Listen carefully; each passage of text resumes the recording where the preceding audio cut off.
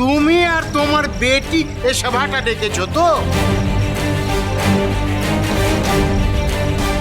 কারণ এরপর কিন্তু সন্তু আর সন্তুর বাবা এই মেয়েকে ঘরে তুলবে না। একদম না বাবুয়া, একদম থ্রেট দেবে না। ক ভোটে জিতেছো? এক ভোটে জিতে মাঝখানে কথা বলতে আসবে না। মুখ সামলে কথা বলবেন ভাইয়াজি। এলাকার পঞ্চায়েত প্রধানের সাথে কথা বলছেন আপনি। পঞ্চায়েত প্রধান না হাতি? পড়াশোনায় শুধু ফোকাস করলে এবারেও টপ করতো। তা না, তবে তাও যে পাশ করেছে, ফার্স্ট ক্লাস পেয়েছে, ভাবলাম খেতে যাবো একটু। মানুষ সেনা কোকুমো মিষ্টিদের নিয়ে সেটাও তো করবে না। অবশ্য যেটা করছে সেটা ভালোই করছে। এই মেয়েটাকে জাস্টিস দেওয়ার চেষ্টা করছে। তাহলে এইভাবে ওই পুলিশের সাথে বাইকে করে ইন্ডিপেন্ডেন্ট হতে আমি শেখাচ্ছিলাম, এভাবে ডিপেন্ডেন্ট হতে না। রাবিশ। পণ নেওয়া দণ্ডনীয় অপরাধ। আর মানসীর বাবার থেকে ওর শ্বশুর মশাই পণ নিয়েছে। এবার আপনারা দেখুন আপনারা কি করবেন।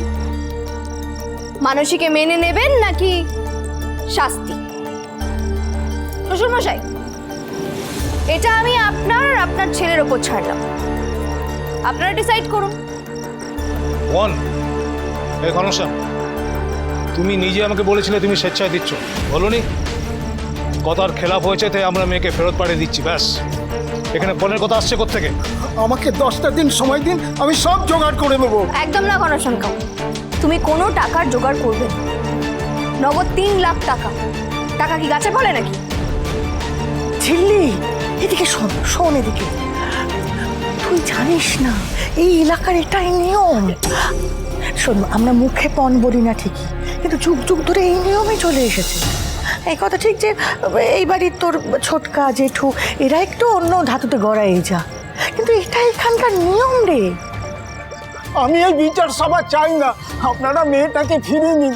আমার বইয়ের অসুখের জন্য আমার আপনার অনেকগুলো টাকা খরচ হয়ে গেছে। আমি এতগুলো টাকা এখন কি করে জোগাড় করবো বলুন?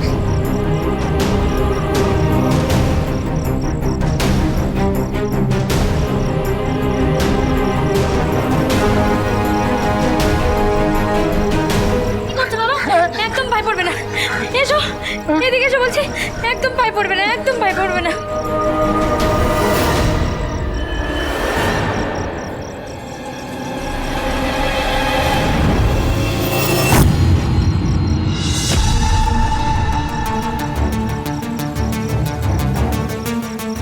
সন্তুকে তো দেখে মনে হচ্ছে ও মানসীকে ছাড়তে চায় না।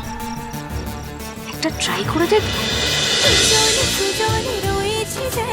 তেঁতুল পাতা সোম থেকে রবি প্রতিদিন সন্ধ্যে 6টায় স্টার জলসায় ও জিও হটস্টারে।